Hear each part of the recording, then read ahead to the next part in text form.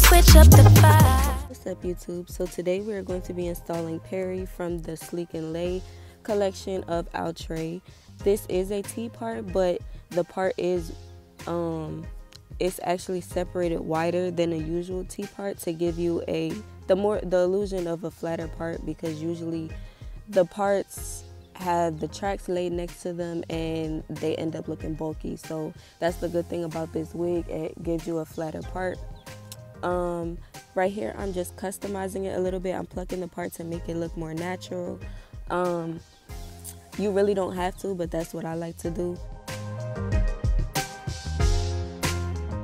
One thing I did like about this wig is it has HD lace. So usually for synthetic wigs you get a lot of transparent lace, and the reason I don't really like transparent lace is because they can end up being too white or too thick, and that'll cause a bad melt, or you won't really be able to blend it in that much with your skin tone, especially darker skin tones.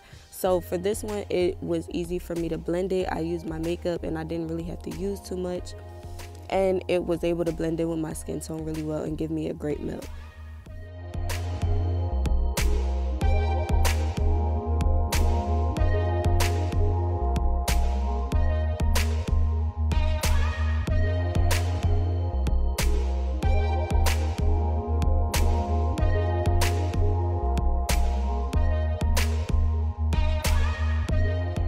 This wig also was very easy to lay down.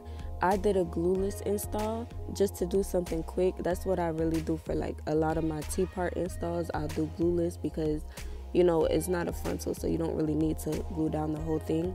But it was very easy for me to install. I sprayed it over with my ORS, and then after that, you'll see I sprayed it over with my Fantasia spritz as well, and then put my band on, and it melted perfectly.